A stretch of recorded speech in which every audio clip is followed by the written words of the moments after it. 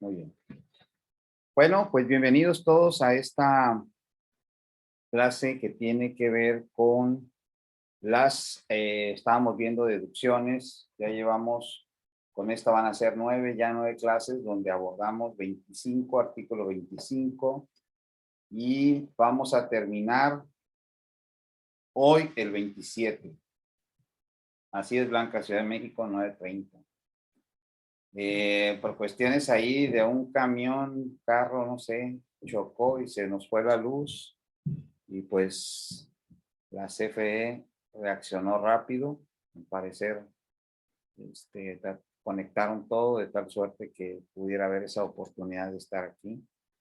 Y pues vamos a dar, no sin antes a todos los que nos vayan a ver ya en YouTube, les pido de favor que se registren ahí, le den clic a la campanita, suscríbanse para que les estén llegando todas las notificaciones de los videos que se vayan subiendo poco a poco, como lo vayamos dando allá a conocer a todos, ¿no? El link de YouTube es así con mi nombre, Julio César Constantino Adar. Ahí se meten y ahí van a estar todas las clases de la 1 hasta la 8. Y esta clase la vamos a subir en la noche. Yo creo que ya en la mañana ya tienen ustedes clase. Bien, vamos a seguir. Nos quedamos en la fracción 15 y hoy empezamos con la fracción 16 del artículo 27. No vimos todo lo que tiene que ver con la imposibilidad práctica de cobro, todo lo que tiene que ver con créditos incobrables, eso ya lo vimos la vez pasada. Bueno, en el caso de las comisiones que están condicionadas al cobro, recuerden que el artículo 17 de la Ley de Impuestos sobre la Renta, fracción tercera, habla específicamente de lo que es la enajenación a plazos, lo que es la enajenación a plazos, o en el caso del arrendamiento financiero, ¿sí? El arrendamiento financiero y la enajenación a plazos, ¿no? Son dos supuestos muy interesantes en los cuales están regulados por el artículo 14 del Código Fiscal de la Federación.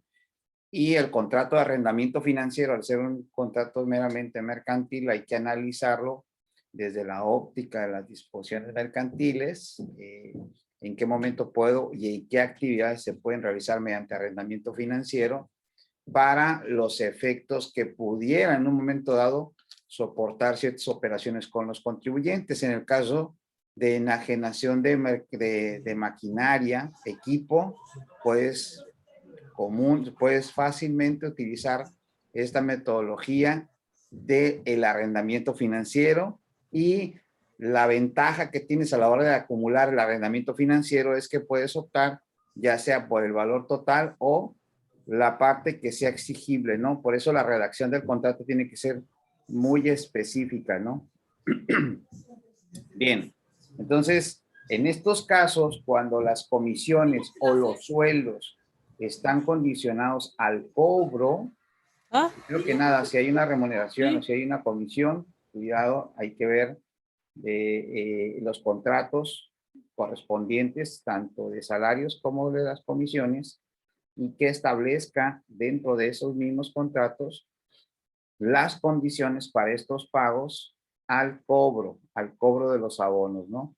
Ya sea enajenación a plazos o los contratos de arrendamiento financieros que hayan intervenido, luego se deduzcan en el ejercicio en el que dicho abono o ingreso se cobre, siempre que se satisfagan los requisitos los demás requisitos que establezca la disposición legal.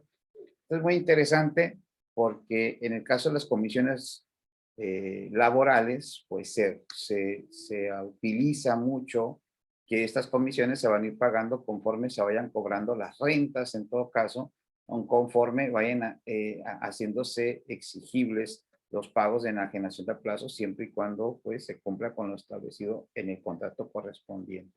Si tenemos un caso de estas categorías, pues tendremos que utilizar la forma y las disposiciones y todo lo que tiene que ver con materialidad para que se te haga deducible. Fracción 17, ahora viene pagos a mediadores extranjeros y comisionistas. Es muy interesante porque tratándose a comisionistas y mediadores de residentes en el extranjero, se cumplan, perdón.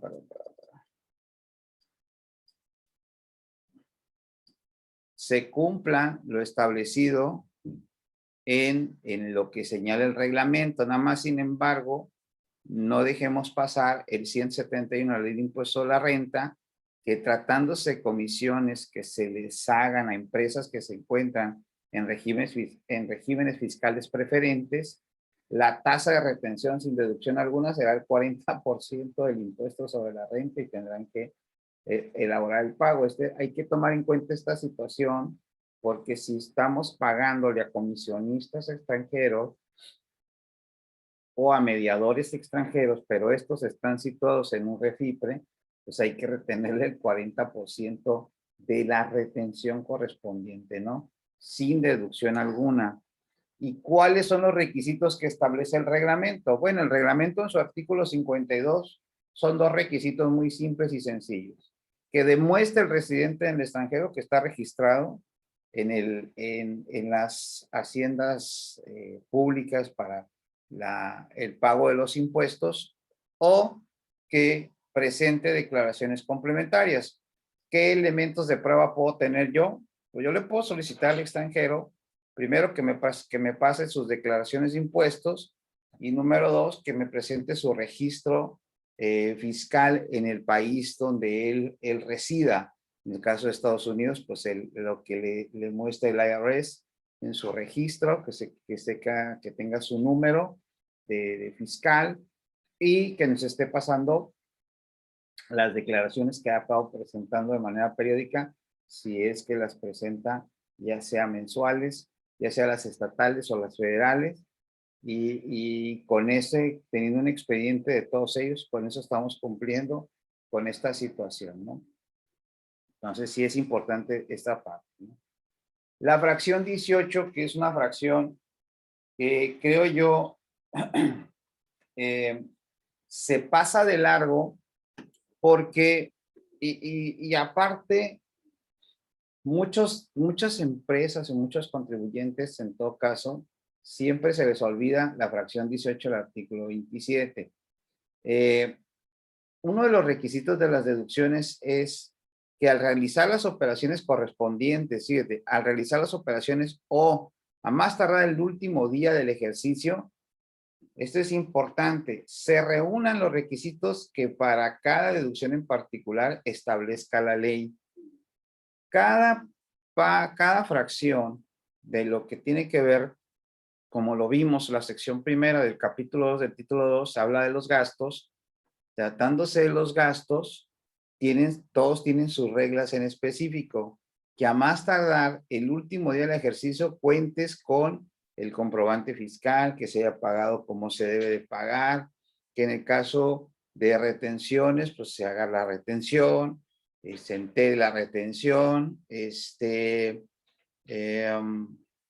más requisitos? Pues todos los que hemos visto, ¿no? Entonces, sí es importante que en cada requisito, por eso es que a veces hay muchos problemas en cuanto al famoso timbrado de la nómina y el por qué hemos sido muy respetuosos en esto, en lo que establece la disposición, porque yo puedo timbrar toda la nómina de un año en diciembre. Puedo timbrar enero, febrero, marzo, abril, mayo, junio, está en diciembre y mientras esté en el mes de diciembre, está dentro del ejercicio, la nómina es deducible, porque estoy cumpliendo con el requisito a más tardar el último día del ejercicio. Si yo pago en enero un servicio, un gasto, y llega al final, llega a los 2 meses, y emito, no sé, emito el comprobante y a los hago el pago y a los 2 meses me entrega el comprobante, pues no tengo que andarme suicidando, porque tengo hasta el cierre del ejercicio para el cumplimiento de los requisitos. ¿Cuál ha sido el problema en el registro contable? El problema es que los programas informáticos, todos, se están CFDizados, digo yo. Y el contador se CFDiza. Es decir, que el CFDI es lo que prima en un registro contable y no las transacciones, que así es como debe de ser la transacción. El CFDI no deja de ser un elemento propiamente de la póliza, más no el registro. Y muchos programas de la nube, muchos programas hoy día que no son de nube, los tienen CFDizados. ¿Y qué es lo que determina la fecha en el registro? Es la fecha de emisión del comprobante. La fecha de emisión del comprobante fiscal digital es lo que los programas han puesto en su codificación para que los sistemas los registre en esa fecha. Pero acuérdense que el comprobante pues tiene la fecha de emisión y la fecha de certificación. Entonces, casi por lo regular se registra en la fecha de emisión. Entonces, si yo estoy registrando CFDIs, pues imagínate, hago el pago en enero y me entrega el comprobante en marzo, pues ya perdí, ¿no? Porque voy a registrar el CFDI en marzo y como el sistema está diseñado al CFDIsmo, pues va a acreditar el IVA en marzo y si es persona física va a deducir en marzo, lo cual es un error. Julio. Porque el IVA se acredita en enero, porque es cuando se pagó, y así lo establece la ley del IVA, que se considera acreditable en el momento en que se pague. Lo demás son requisitos que se requieren y que de acuerdo al 18 tengo hasta el último día del ejercicio para cumplirlo. ¿Sí? Entonces, esta es una parte importante,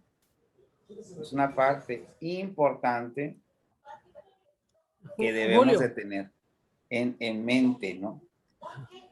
No estarnos hoy día, por ejemplo, en abril, que me entrega un comprobante PPD y que hago el pequeño abono ahorita a los 15 días de la emisión del comprobante y no me han entregado el complemento de pago o recibo de pago. Imagínense, espérate, o sea, si no te lo entrega tienes hasta diciembre. Si hay que estar a través de la empresa, o sea, hey, necesito que me entregues el comprobante, pero no quiere decir que ya no lo vas a hacer, ya no vas a poder tener una deducibilidad sabiendo que las operaciones se llevaron a cabo, ¿no? Entonces, en esta primera parte de la fracción 18, ¿hay alguna duda? ¿Pregunta? No, Julio. Bueno, Julio. ¿Sí me escucha? Bueno. No, ya se fueron por café, ¿no? Yo no estoy platicando solo. Julio. Fíjense bien. Julio. Punto y seguido. Dice, tratándose del comprobante fiscal a que se refiere el primer párrafo de la fracción 3 de este artículo, este se obtiene a más tardar el día que el contribuyente deba presentar su declaración anual. Es decir, que tengo hasta la fecha de la presentación de la declaración anual para obtener el comprobante correspondiente. Ahora viene el problema. Con la fecha de la declaración o que me den el comprobante en esa, o con la emisión y certificación dentro del ejercicio. Esa sería la pregunta que hay que hacer, no sé.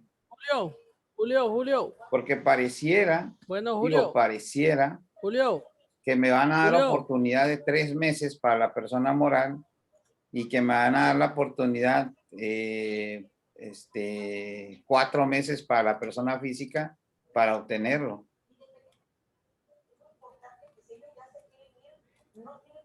Hablo y no se escucha. A ver, permítame. Ya sé por qué no te escuchas.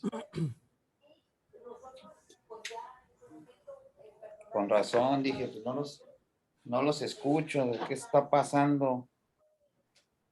Espérame, ahorita, rapidito. A ver, ¿ahora sí? ¿Habla? Julio. Julio.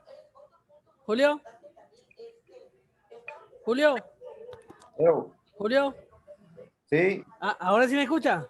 Ya, perdón. Mira, eso que acabas de decir, bueno, sí, mira, eso que acabas de decir es verdad. Fíjate que yo he analizado 3 sistemas.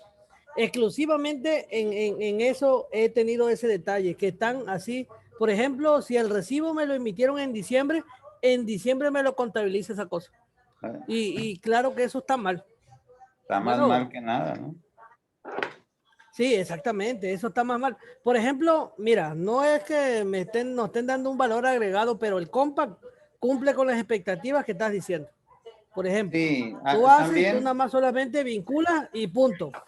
el problema, fíjate que del compact también lo que empezaron o lo quisieron hacer igual que los demás sistemas, nada más que creo que sí lo dieron un poquito de más libertad, pues para que el usuario pudiera realizarlo, porque hay otros que no tienen esa libertad. O sea, así se hace y así Exactamente. está. Oye, pero así no es, o Es, sea, no es correcto, ¿no? Pues es que así está el sistema, eh, pues. eh, exactamente. Y eso es lo que me molesta a mí, que dicen, no, que es que no se puede, que es que así es el sistema y punto y cortante y ahí es el problema. Ese es el problema, pues esos sistemas no funcionan, Mm, esos sistemas no pueden ujú, funcionar. La contabilidad de alguna exactamente. manera no es tan rígida, también es flexible. Acuérdense que la NIF B1 establece que puedes hacer corrección de los errores y en ciertos casos la corrección puede ser prospectiva o prospectivas hacia el frente y hacia atrás también lo puedes hacer, ¿no? Dependiendo del Retroactiva, juicio ¿no? profesional. ¿Cómo es prospectivo, verdad? Sí. Entonces, dependiendo del juicio profesional del contador, ¿no? Cómo se debería para efectos de buena presentación, revelación y demás. Entonces, si un sistema contable no me da esa posibilidad, estoy perdido. Estoy perdido porque no puedo hacer nada. O sea, y querer hacer algo sin que me deje un sistema es muy complicado. Ahora, Ujú, sí. fíjense bien, acuérdense, la fracción 3 del primer, dice, tratándose del comprobante fiscal, se refiere al primer párrafo, fracción 3 de este artículo, es decir, el 27 fracción 3 que le es aplicable, y lo hemos venido diciendo todas las clases, a los gastos, no al costo, ni a las inversiones, a los gastos, ¿sí? Tienes para presentarlo a más tardar la declaración anual, la declaración anual del correspondiente, ¿no?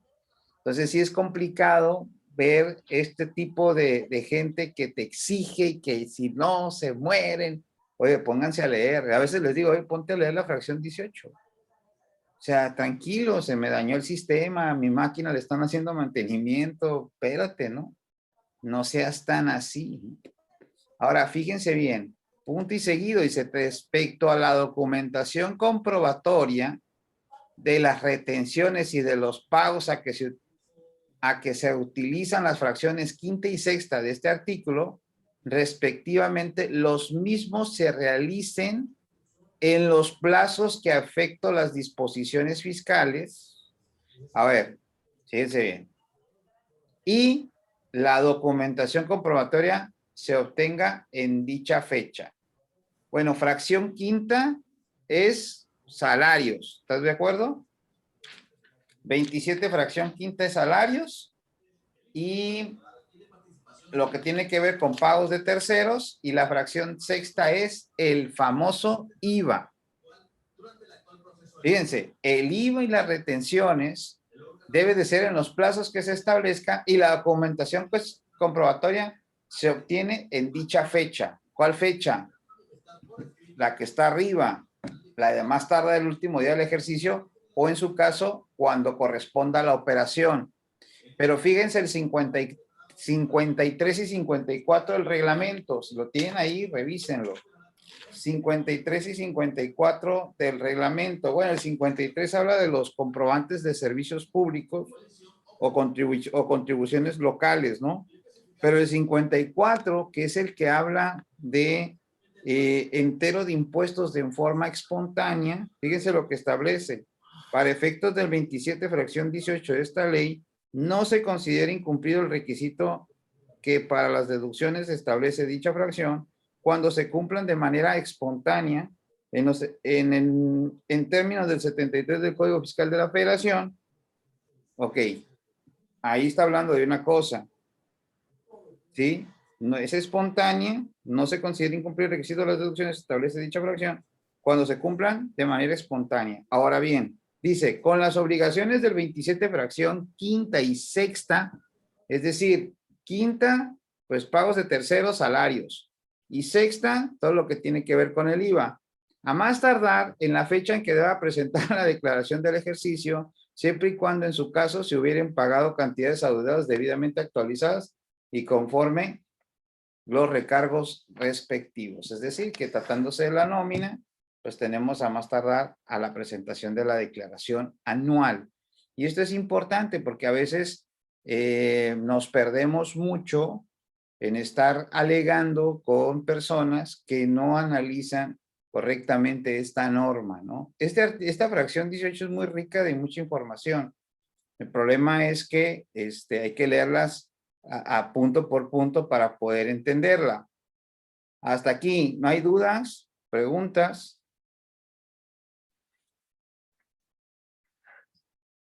No, no hay duda. ¿No? Bueno, No. seguimos con las informativas. Tratándose de las declaraciones informativas que te establece el artículo 76, acuérdense que el artículo 76 de las disposiciones legales, que básicamente habla de las personas morales, en uno de los requisitos de las personas morales, pues habla de algunas declaraciones informativas que hay que presentar. ¿Sí? Por ejemplo, tenemos aquí las operaciones con partes con residentes en el extranjero, la informativa de préstamos en el extranjero, la de la de préstamos en el extranjero. El informe anual de operaciones a través de fideicomisos, el informe de cobros en el efectivo, y acuérdense que operaciones arriba de 100,000 pesos que sean recibidas en efectivo, pues hay que presentar una declaración informativa, también la declaración informativa de los aumentos de capital, aportaciones para futuros aumentos de capital que se realicen, o los préstamos que se realicen mayores a 600,000 en efectivo, también hay que presentar una declaración, una informativa, hay que informar, sí, y el informe sobre la situación, sobre las situaciones, sobre la situación fiscal de las empresas, que tiene que ver con el dictamen de estados financieros también, ¿no? Todas esas declaraciones informativas y las incluidas la DIOT, que es la famosa artículo 32, fracción quinta y séptima de la ley de impuesto al valor agregado, deberán, dice, incluidas, se deberá presentar en los plazos que establece el citado artículo 76 y contar a partir de esa fecha con los comprobantes correspondientes. O sea, ¿cuándo? Pues la mayoría se presentan en febrero. La situación fiscal del contribuyente se presentará ahora en junio. O sea, no siempre va a ser, va a ser siempre en lo mismo, pero, y en algunas son a partir de la presentación, a partir de obtener la operación, nos dan ciertos días, creo que son 15 días para la presentación de cierta informativa, de cierta información. Entonces, pues también tenemos esa facilidad en estos casos. Ahora bien, dice la fecha de expedición de los comprobantes de un gasto, fíjense, de un gasto deducible deberá corresponder al por el que se efectúa la deducción. Por eso la otra vez estaba platicando con una empresa, le digo, si el contador, o sea, muchachos, si no entienden cómo llevar un sistema de inventarios perpetuos, cómo llevar un sistema de costeo de una empresa de transformación, servicios comerciales, estamos perdidos, ¿eh? Estamos perdidos. ¿Por qué? Porque solamente, como ves aquí, para los gastos deberá corresponder al por el que se efectúa la deducción, ¿sí? Básicamente, eso es lo que te establece esta parte. Ahora bien, tratándose de los anticipos de gastos, el siguiente párrafo de esta misma fracción, el anticipo de gastos a que se refiere la fracción 3 del artículo 25, estos serán deducibles en el ejercicio que se efectuó el anticipo de gasto. Siempre que se cuente con el comprobante fiscal del anticipo, dice, en el mismo ejercicio que se paga, y con el comprobante fiscal que apare la totalidad, tienes hasta el próximo año. Antes de que se reformara todo este tema del comprobante fiscal digital, esa fracción daba una carta abierta que con un simple comprobante, no decía un comprobante fiscal, que con un simple comprobante podías tener un anticipo de gasto, lo podías hacer deducible y hasta el año siguiente tenías para presentar todo el comprobante de toda la operación. Entonces, pues imagínense cuántos goles metían como anticipo de gastos para deducible. Pero lo cambian la redacción y ponen el comprobante, ya comprobante fiscal, y entonces, pues, se viene esta situación, ¿no?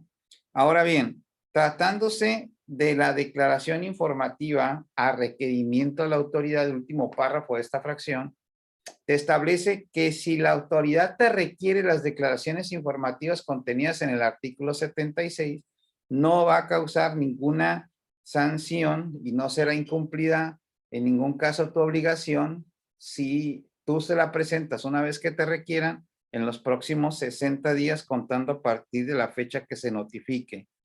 Entonces no serías acreedor a una sanción siempre y cuando cumplas en ese tiempo. Pues. Entonces aquí hay que cuidar en todo caso que si ya te requieren, pues luego presentar, en todo caso, presentar la informativa lo antes posible para no caer en la sanción. Y si cae la sanción, se te puede condonar el 100% porque estás en el supuesto del penúltimo, del último párrafo de la fracción 18 del 27, ¿no? Esto es muy importante, ¿no? Ahora bien, fracción 19. La fracción 19 es algo muy interesante porque habla del subsidio al empleo de los trabajadores, en este caso los que tienen ingresos por la prestación de salarios y en general por la prestación de un servicio personal subordinado. Se establece que se entregue ese subsidio al empleo y que se dé cumplimiento a los requisitos que se le regulan.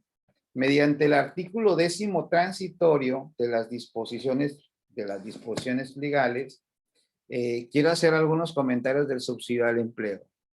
Primero que nada, el subsidio al empleo, de acuerdo a la redacción de la fracción primera del 10º transitorio, se le puede dar, ojo, se le puede dar tanto a los empleados servidores públicos y asalariados como a todas las fracciones del primer párrafo, ¿no? Del primer párrafo. ¿Cuál es el problema? El problema es la nula análisis o lectura de los párrafos. Es decir, muchas personas no saben leer cuándo es un párrafo o en qué momento es un párrafo. El artículo 94,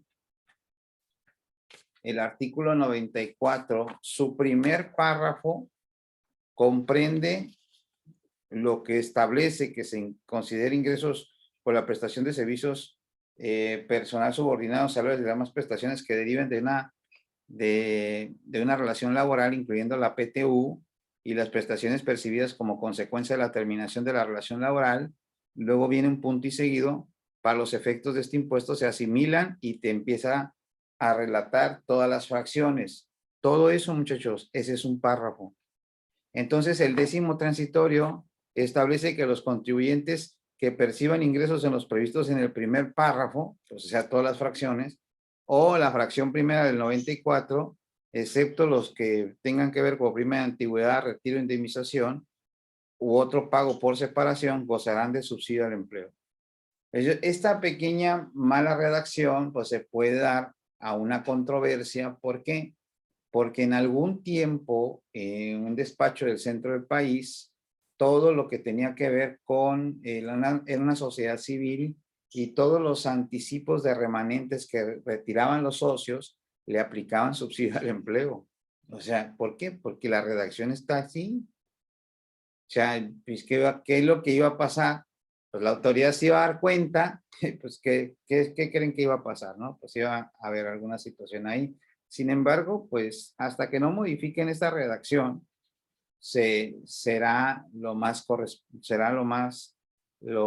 que más se esté apegado a derecho, ¿no? O sea, el primer párrafo habla de eso. Es mejor ponerle los contribuyentes que perciban ingresos por la prestación, o sea, ingresos por la prestación de servicio personal subordinado, salarios y demás prestaciones que deriven de una relación, sí. Y la fracción primera, esos son los que se les aplica el subsidio, pero como mientras siga diciendo primer párrafo, pues el primer párrafo son todas las fracciones. Bueno. Ok, vienen las tarifas, bueno, viene todo lo que es la tabla, ¿verdad? Y acuérdense que hay una que está corregida. ¿Por qué? Pues porque, pues, quién sabe, dicen que se equivocaron, yo no creo que se hayan equivocado, pero pues hay una corrección. Siguiente párrafo, entrega y acreditamiento del subsidio.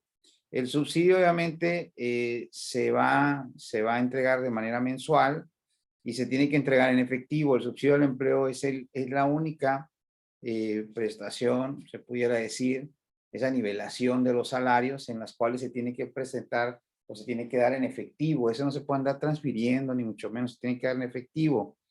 Y el subsidio al empleo que tú pagas va a ser, en todo caso, aplicable al impuesto sobre la renta que determine. Si el impuesto sobre la renta que se determine por la tarifa le quitas el subsidio al empleo y en este caso el subsidio al empleo es mayor, pues no hay una retención, pero si el subsidio al empleo es menor y es mayor la retención, se pagará la diferencia, ¿no? Aquellos contribuyentes que tengan 2 o más patrones deberán identificar en qué caso o qué patrón es el que le va a aplicar el subsidio al empleo, porque no puede aplicar subsidio al empleo a los 2 patrones. Eso es muy importante, ¿no?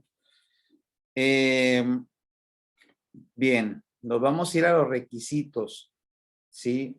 Obviamente hay que determinar el impuesto anual y hay que eliminar lo que son, no sé en qué estado de la República estén aplicando el impuesto local, que es un 5%, y el subsidio al empleo correspondiente, ¿no?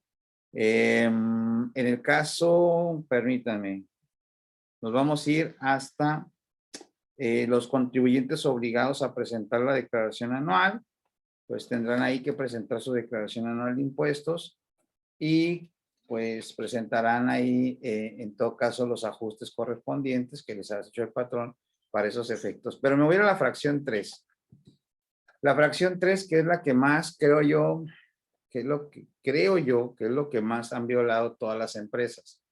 Dice, quienes realicen los pagos a los contribuyentes que tengan derecho al subsidio al empleo, solo podrán acreditar contra el impuesto sobre la renta a su cargo retenidos a terceros las cantidades que entreguen a los contribuyentes por dicho concepto, cuando cumplan los siguientes requisitos. O sea, lo que yo entregue, yo lo puedo acreditar con TVCR propio o retenido a terceros.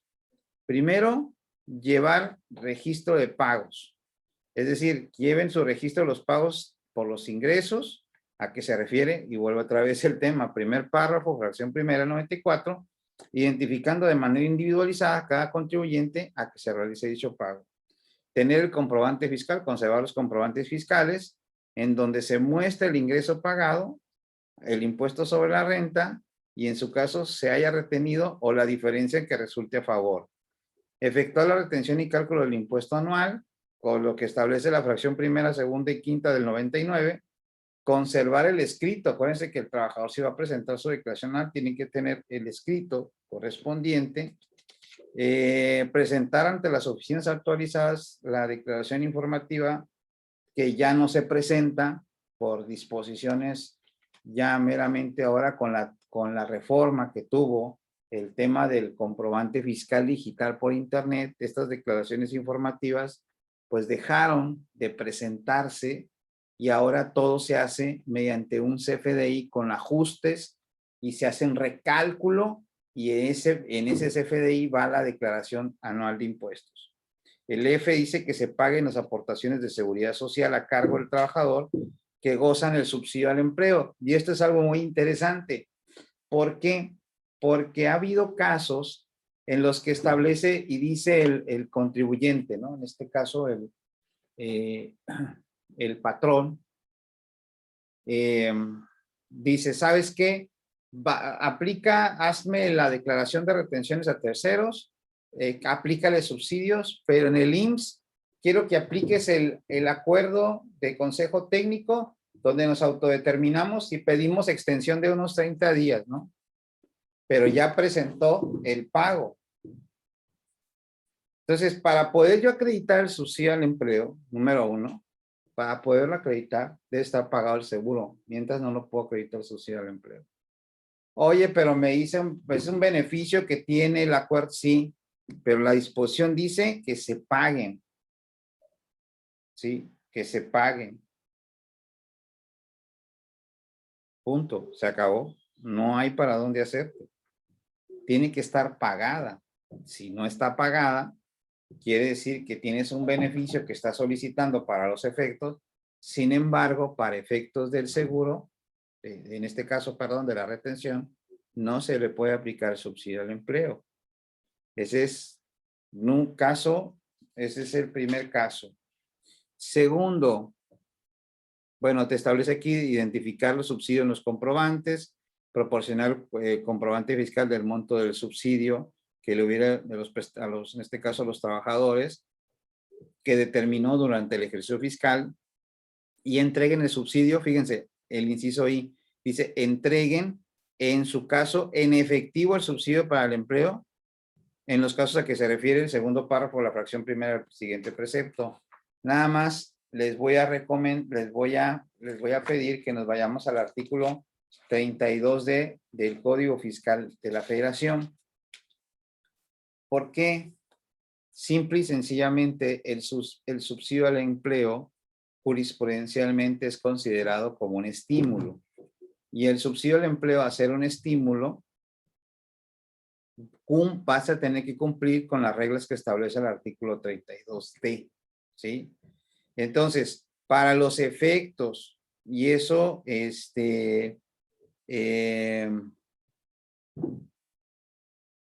esto le es aplicable, esto si ustedes lo empiezan a leer, dice, oye, pero aquí es para las autoridades de gobierno, ¿no? El Poder Judicial, Ejecutivo, Legislativo, las entidades federativas, municipios, órganos, pero nosotros somos, nosotros no somos eso. Ah, no, síguele leyendo, porque eso se modificó.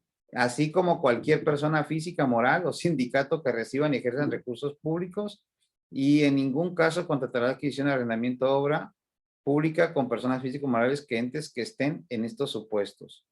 Es decir, que tienes un crédito fiscal firme, no puedes aplicar subsidio al empleo. Que tengas créditos fiscales determinados, firmes o no, pero que no se encuentren garantizados tampoco.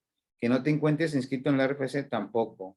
Y la fracción cuarta, que es la que creo va a ser algo muy interesante, es que una vez que se haya vencido la declaración de impuestos, ya sea provisional o no, así como aquellas declaraciones correspondientes a retenciones y con independencia de la misma resulte o no cantidad a pagar, estas no se hayan sido presentadas.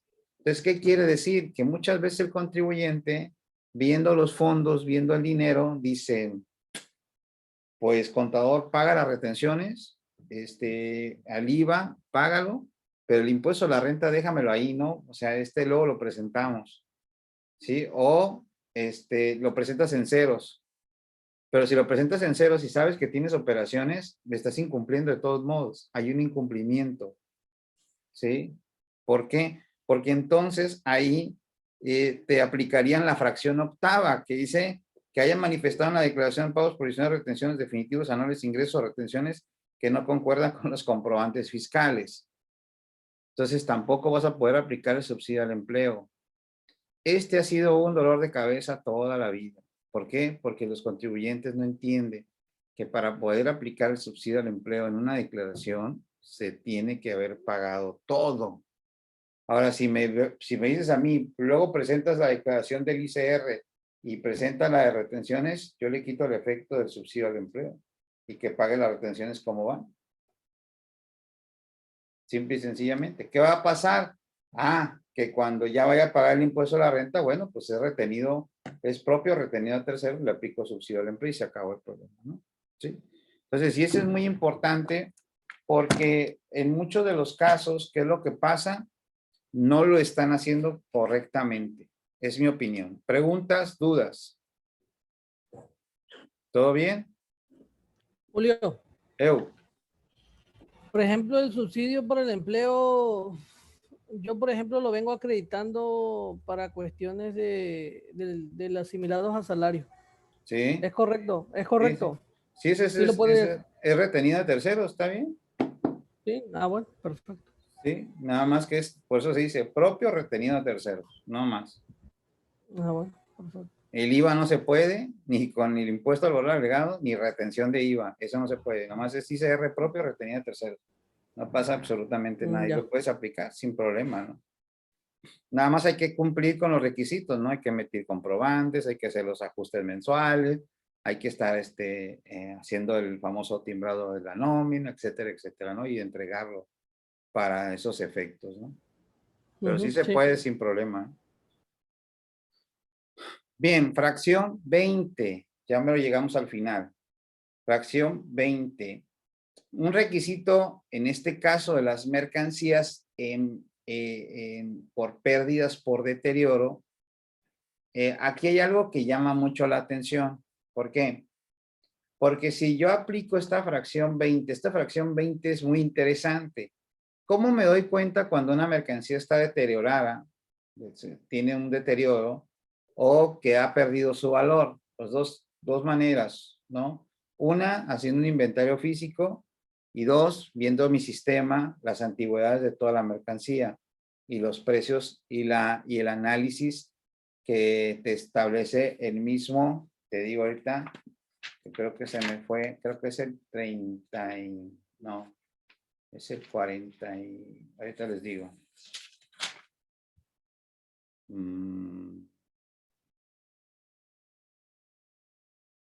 Es el 42, o con el artículo 42, ¿no?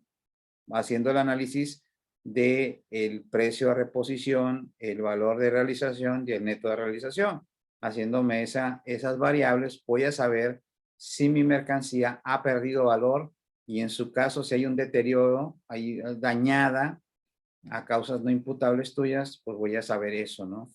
¿Qué pasó en la declaración 2020? En muchos de los casos, muchas empresas tenían estos problemas. Mercancía dañada o, en su caso, deteriorada, o sea, se perdió su valor, ¿no? Se pierde su valor. Acuérdense que mercancía que no se vende en el tiempo estimado para su venta, ya estamos perdiendo dinero, ¿sí? Porque ya está absorbiendo más gastos, ya está absorbiendo más gastos indirectos, también y directos, y eso pues nos lleva a que la mercancía se empiece a bajar el precio por estar sufragando esos gastos. Entonces sí es un problema. Esto solamente lo vamos a poder ver en un inventario físico al cierre del ejercicio, y en el caso, pues, hay que aplicar lo que establece la NIFSE 4, ¿no? Las pérdidas por deterioro hay que reconocerlas en los estados financieros, como debe de ser, y a su vez, lo que disponga la ley de impuestos sobre la renta. Es la misma situación, nada más que aquí hay un pequeño detalle. Para los efectos, para poder aplicar esta fracción 20, hay que cumplir lo establecido en el artículo 107, 108 y 109 del reglamento. Y a palabras más, palabras menos, hay dos formas de hacer esta situación deducible, ¿no? En todo caso, ya sea que se done la mercancía o se destruya, pero si se va a destruir, tienes que pasar por un proceso primero de donación. Pero si son alimentos perecederos, medicamentos que ya tienen una fecha próxima de vencimiento, no se pueden donar, se tienen que destruir, ¿sí? Y esto hay que mandar un aviso al SAT, donde tú haces el inventario, tienes todo el inventario, lo subes en ese sistema.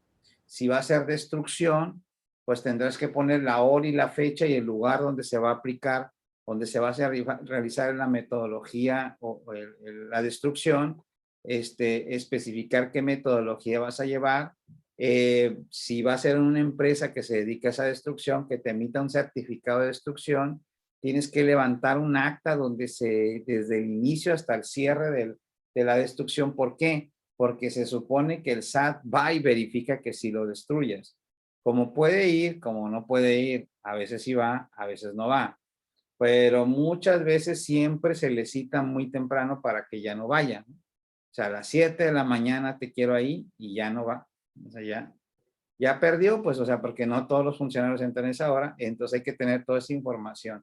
Yo recomiendo que siempre sea una empresa tercera que realice todo ese procedimiento, tener memoria fotográfica, sacándole fotos de la destrucción y cómo quedó al final, y en caso de que haya que disponer de ello, pues tener el certificado de disposición de esa mercancía, ¿no? Para que no dañe el ambiente.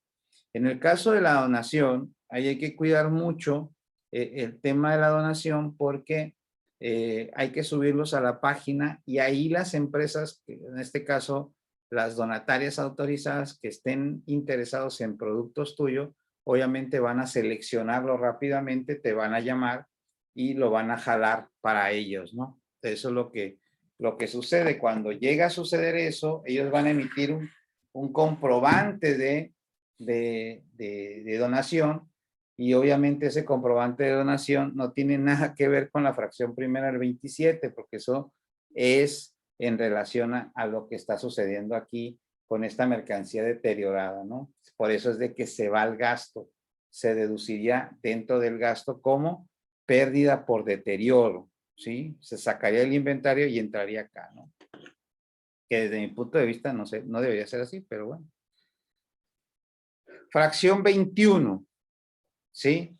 Y la fracción 21, pues habla, fue una fracción que obviamente entró después de la reforma, después de todos los goles que le metieron al SAT por mediante estos fondos de previsión social, ¿sí? Que establece el artículo 58 de dicho ordenamiento de sociedades cooperativas, pues la autoridad puso este requisito a las sociedades cooperativas para la emisión de dichos fondos y reglas, obviamente, ¿no?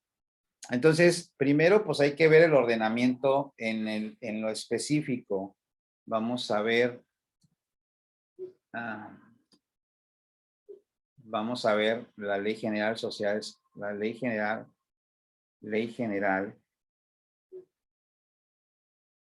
de sociedades cooperativas, ¿no? El artículo 58 te establece el tema de los fondos sociales de previsión, en este caso los fondos sociales de previsión social, ¿no? Fíjense bien, el artículo 53 se establece de la misma ley de sociedades cooperativas, te establece que las cooperativas podrán constituir los siguientes fondos sociales. Bueno, aquí ha habido un tema, ¿no? Como la ley de impuesto a la renta habla de fondo de previsión social y la ley de sociedades cooperativas dice que son fondos sociales de previsión social, no es lo mismo y por lo tanto puedo darle un montón de cosas. Bueno, hay que no caer en esa situación, hay que ser congruentes porque si nos está dando un fundamento y se está refiriendo a lo que establece la 58 de la Ley General de Sociedades Cooperativas y está hablando de los mismos fondos sociales de sociedades cooperativas. Entonces, están obligados a tener mínimo 3 fondos, ¿no? El de reserva, el de previsión social y el de educación cooperativa. Son 3 fondos que tienen que estar. ¿Puedes abrir más fondos? Sí, nada más que tienen que quedar en los estatutos, eso lo dispone. Pero el 58 es contundente, el artículo 58, y el artículo 58 de la Ley General de Sociedades Cooperativas te establece que los fondos de previsión social, ahora los socios en este caso, se constituirán con la aportación de un porcentaje anual del porcentaje sobre los ingresos netos, sea determinado por la Asamblea General y se aplicará en los términos del artículo anterior. Ese porcentaje puede aumentar según los riesgos probables o la capacidad económica de la cooperativa, ¿no? Bueno, ahí vamos a ver porque hay que ver porque hay otros socios, hay otros fondos en todo caso que también requieren y van en base a utilidad y otros ingresos, ¿no? Ahora bien, el Fondo de Previsión Social, dice el artículo 57, no podrá ser limitado. Dice, deberá destinarse a reservas para cubrir riesgos o enfermedades profesionales y formar fondos de pensiones, haberes de retiro, de socios, primas de antigüedad, para fines de, fíjense, Este lo voy a dar en un curso el fin de semana. Bueno, el viernes, el jueves y el viernes, pero lo voy a dar lo voy a dar en un curso. Les voy a decir, hay una disposición, creo que es el artículo, a ver, Lázaro, nada más ubícamelo, 171 del reglamento del impuesto a la renta, a ver si es el que estoy pensando. ¿Siento que 71? 71.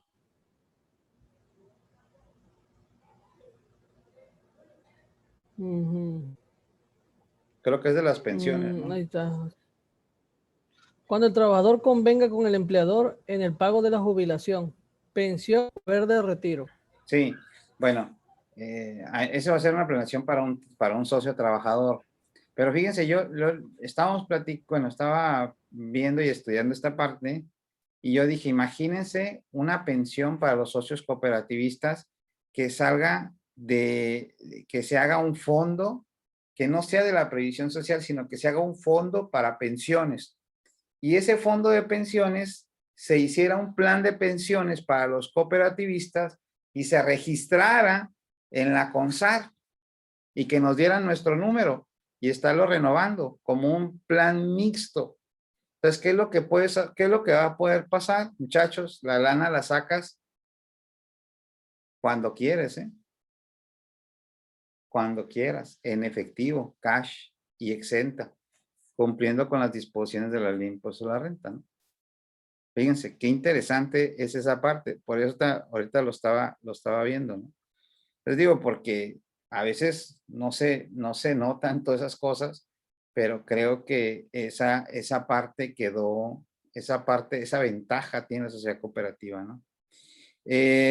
Bueno, riesgos, enfermedades, pensiones, primas de antigüedad y para fines diversos para que cubrirán gastos médicos, funerales, subsidios de incapacidad, becas educacionales de los socios, a sus hijos, guarderías infantiles, actividades culturales, deportivas y esas prestaciones de previsión social de naturaleza análoga.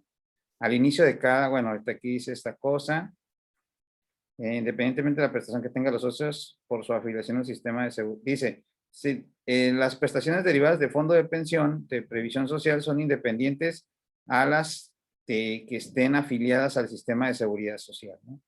Las sociedades cooperativas en general deberán afiliar obligatoriamente a sus trabajadores y a socios que aporten su trabajo personal a un sistema de seguridad social e instrumentar las medidas de seguridad e higiene del trabajo, así como capacitación y adiestramiento, gozando beneficios expresados en 116 y 179 del Seguro Social. Ojo, si el cooperativista trabaja, presta servicio, pero el cooperativista también puede cobrar sobre las utilidades obtenidas, ¿no? Y puede estar sacando dinero sin necesidad de que esté en el Seguro Social. Pero el artículo 65, este es muy interesante, te establece que las sociedades cooperativas de producción podrán contar con personal asalariado únicamente en ciertos casos. Es decir, las cooperativas de producción no pueden, ¿cómo te diría? No tienen carta abierta para tener trabajadores, sino que hay que justificar para que tengan trabajadores. Entonces aquí aparecen cinco fracciones en las cuales se debe de analizar cada sociedad cooperativa al momento de meterle trabajadores. Esto es importantísimo, ¿eh? Esto es muy importante. ¿Por qué? Porque la otra vez me invitaron a una junta con unos cooperativistas de una sociedad cooperativa que la acaban de abrir apenas el año pasado y ya traen un desastre, ¿no? Traen empleados, no está justificado porque están los empleados. Yo les dije, los empleados no puedes tenerlos. Tienes que justificar primero por qué. Se supone que las cooperativas de producción son para que tú como cooperativista aportes trabajo, no que tú aportas dinero y que tengas empleados. Esto no es una SADCB, si no, no se está cumpliendo el objetivo de la sociedad cooperativa, ¿no? La cooperación mutua para poder llegar a cubrir los fines, sino que está simulando para los efectos de tener el beneficio fiscal y por lo tanto, ante una simulación, dejas de ser cooperativa y te conviertes en SADCB o SDRL, digo. Se transformas, o sea, está todo eso para que lo tomen en cuenta, ¿eh? Y pues ahí vimos, ¿no? Empezamos a ver una serie de situaciones interesantes e importantes, ¿no? Ahora bien, esta fracción 21, que hace referencia al artículo 58, te establece, primero que nada, requisitos para estos efectos, para dar. Dice que es, primero que se constituye el fondo, de acuerdo a lo que establece el 58. Entonces, ¿qué eso dónde debe venir? En el acta constitutiva. Va en el acta constitutiva, ¿cómo se va a formar ese fondo? ¿Por qué porcentaje de los ingresos son los que se van a estar yendo al Fondo Social de Previsión Social, ¿no? Eso es lo que hay que hacer. Número 2, que el Fondo de Previsión Social esté destinado a lo que establece el artículo 57 de la Ley General de Sociedades Cooperativas, que es lo que ya les leía. O sea, ya sea para cubrir riesgos o enfermedades profesionales, para formar fondos o haberes del retiro, para formar fondos para primas de antigüedad, para fines diversos, ¿no? O sea, para formar fondos de fines diversos. Tú le pones esos fines diversos, pues es que el impuesto a la renta sí lo establece, ¿no? ¿Y qué es eso de diversos? Pues gastos médicos, funerales, hospitalarios, subsidios de incapacidad, becas educacionales a los socios, a los hijos, guarderías, actividades culturales, deportivas y otras prestaciones de previsión social de naturaleza análoga, ¿no? Y acuérdense que en la jurisprudencia hay un concepto de previsión social que se llama alto costo de vida, ¿no? También se puede aplicar, ¿no? Y el inciso C te establece que al inicio de cada ejercicio, los socios se deben de sentar, los socios deben de estar sentados y deben determinar cuál es la prioridad para aplicar los fondos de previsión social conforme a las expectativas económicas de la sociedad cooperativa. Es decir, que no es así tan rápido decirles en hacer la asamblea anual. Lo vamos a aplicar en previsión social de despensa. Y, no, espérate. Es que tiene que haber tiene que ser razonado, ¿no? Tiene que ser razonado lo que se esté poniendo ahí. Por eso, considero en este punto que las cooperativas son muy nobles, pero el no saber específicamente cómo organizar esta parte de los fondos, pues queda vacía la sociedad, ¿no? Queda vacía en el sentido de que no va a tener un enfoque de lo que tú probablemente hayas escuchado en un curso, te hayan dicho tu compadre, tu comadre, no va a tener ese fondo. Entonces yo les recomiendo, antes de cualquier cosa fiscal, lean la Ley General de Sociedades Cooperativas. Créanme que se están yendo con mucha fantasía, porque les ponen fantasías, o sea, que no están acorde a la realidad, ¿sí? Hay que analizar la disposición legal. De hecho, esa ley la van a corregir, la van a reformar la ley. Ya está el proyecto ahí para reformar la Ley General de Sociedades Cooperativas, algunas cosas para bien y otras cosas para quién sabe, ¿no? Pero igual, pues hay que ver, ¿no? Hay que ver cómo ver esta parte. Preguntas, dudas.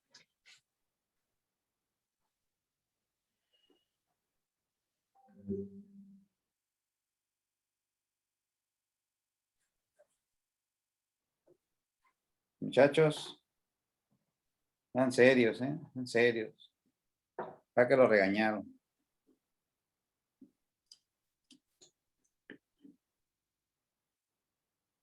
Ahí está la Ley General de Sociedades Cooperativas. Ahí la bajó ahí se las puso Lázaro, ¿no? Para que lo tomen ahí en cuenta, ¿no? Bien. Fracción. Ah, no, perdón. Esta no es la 20, es la 22ª.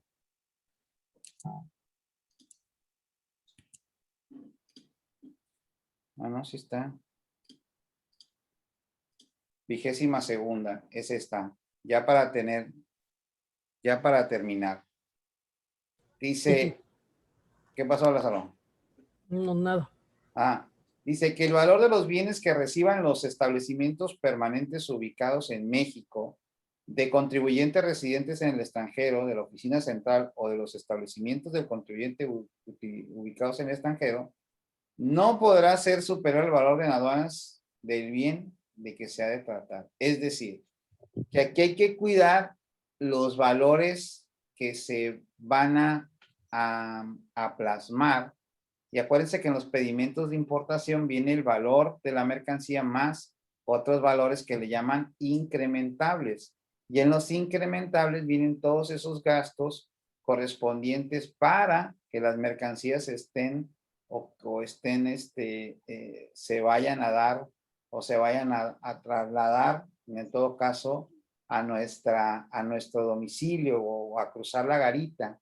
Todo eso hay que tomarlo en cuenta. Por eso es que todo tiene que estar en el pedimento de importación. Eso es muy importante para bienes, para mercancías, para servicios, inclusive en el caso de los virtuales, ¿no? Esto es muy importante porque si no cumplimos con esto, ¿qué va a pasar? Fracción 13. Nos pueden poner una parte que esté no o que vaya a ser no deducible. Esto es importante. Muy bien. Hemos terminado el artículo 27 en su completitud.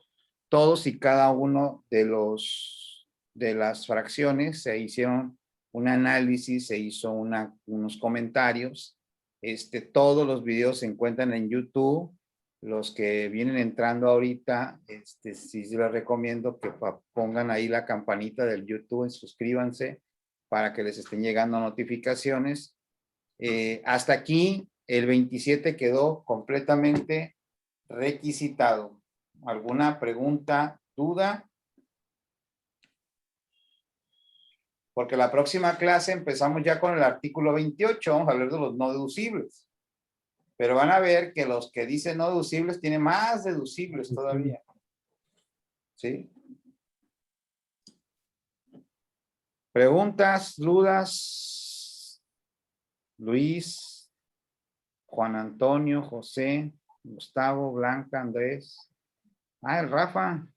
¿Dónde, Rafa? Pues estoy aquí aterrizando. ¿De dónde? ¿Del Valle? Sí, del Valle. Andaba. No, hombre. Pues nunca calorón, ¿o no? No, fíjate que está agradable, pero pues ya va a empezar. Ya no Calorón. tarda, ¿no? Exacto. Bueno, avisos parroquiales. A ver, y Lázaro les puso el channel de YouTube. Avisos parroquiales. Miren, los cursos no los he sacado todavía porque todavía andan ustedes en declaraciones anuales. Andan metidos con las declaraciones anuales. Si yo les pongo publicidad de cursos, me van a mandar al rancho de Andrés Manuel. Entonces no tiene caso. ¿Sí? Un cortito, un cortito. Sí, no tiene caso, ¿no? Entonces, a partir de mayo, digo, no sé si se van a ir con la prórroga, yo no me voy a ir con la prórroga porque tengan mucho cuidado, las reglas no están publicadas en el diario oficial de la Federación, entonces no te puedes extender, tienes hasta el viernes para presentar tu declaración anual. Si no publican eso en el diario oficial, es nada. Eso lo dije en el curso que di hace la semana pasada, allá al Colegio Baja California Sur, les di el curso de la resolución miscelánea y yo les dije, yo no voy a hablar de cosas que no estén en el diario oficial, porque me imagino que querían que hablara de la primera anteproyecto, que ayer salió la 7ª modificación, ¿no? Te digo, 7ª modificación, y para la siguiente semana, la 8ª modificación, y no lo publican en el diario oficial. Eso es la inseguridad jurídica que tiene el contribuyente. Por lo tanto, mi opinión es que su declaración se les vence el viernes, ¿no? Así es que no los quiero alarmar, pero el viernes se les vence la declaración. Y a partir de mayo ya voy a empezar a sacar, tengo ya en mente, nada más estoy viendo lo de las fechas, el curso que me pidió una muchacha que se llama Los Intangibles. Eso va a ser un curso de 3 horas que vamos a hablar de intangibles. Obviamente, la verdad, ¿no? Porque luego empiezan a decir cosas fantasiosas que la verdad, la verdad no tienen ni sentido, ¿no? Pero bueno, me pidieron uno de los intangibles, el análisis legal y análisis fiscal. Vamos a ver, no me acuerdo si fue Blanca, tú, Blanca, me pediste algo de la CIMEX, ¿no? ¿O sí o no? Sí, Conta. Yo le Sí. pedí algo de la CIMEX. Ok. Sí, del. No, ¿Cómo se estás llama? comiendo. Del INEX. Estoy echando bien a mandar. No estás comiendo, pues sí, no. Perdón. No te vas a atragantar, ¿eh? Ya se me atoró. Ok, de la CIMEX, bueno, no necesariamente vamos a hablar de la CIMEX, pero va a ser aspectos contables, fiscales, de operaciones de comercio exterior, que van a hablar de todo eso, ¿no? Sí.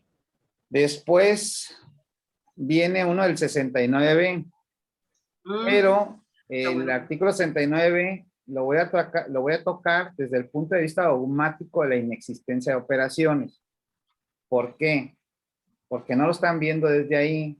Ya hay toda una teoría y hay mucha información y se van a dar cuenta que hay que cuidar de una operación inexistente, ¿sí?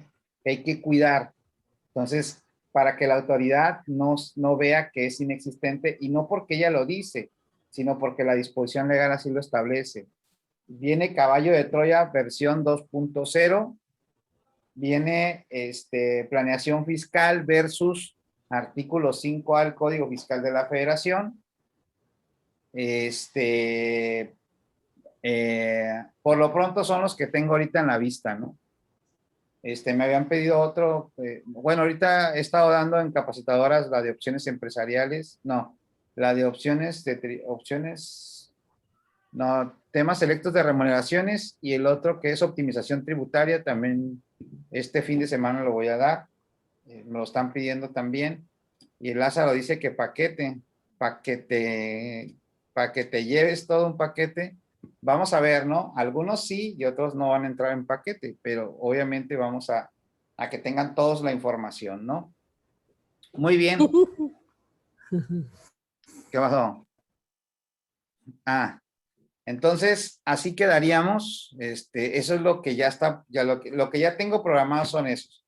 Y hay otros que se van a ir dando poco a poco, ¿no? Hay otros que vamos a ir viendo, dependiendo de lo que me van pidiendo, porque yo me van pidiendo, voy viendo el tema y si lo puedo dar yo se los doy.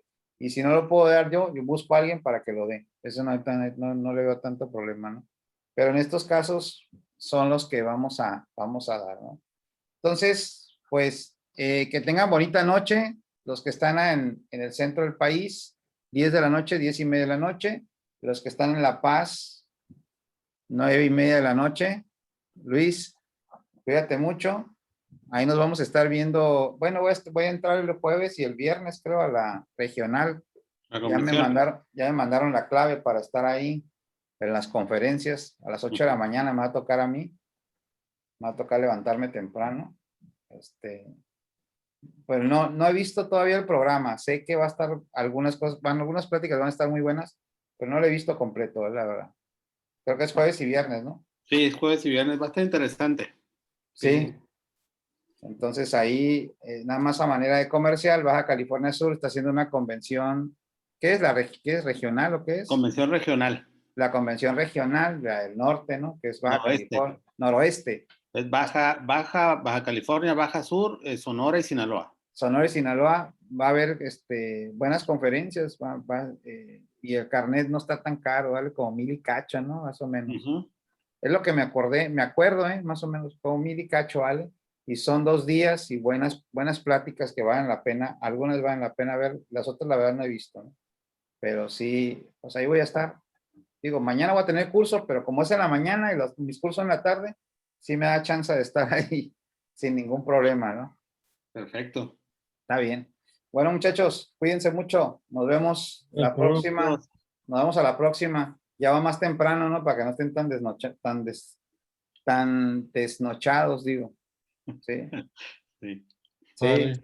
va a ser más temprano. Sale, Rafa, cuídate. No, Luis, hasta Andrés, luego. cuídense. Blanca, Gracias. José, Buenas noches. Juan Antonio y Almanza. Buenas Ya sé noches. quién eres, Almanza. Andaba queriendo saber quién eras, Almanza. Es máster, le pone Almanza. Bien, nos vemos. Cuídense mucho.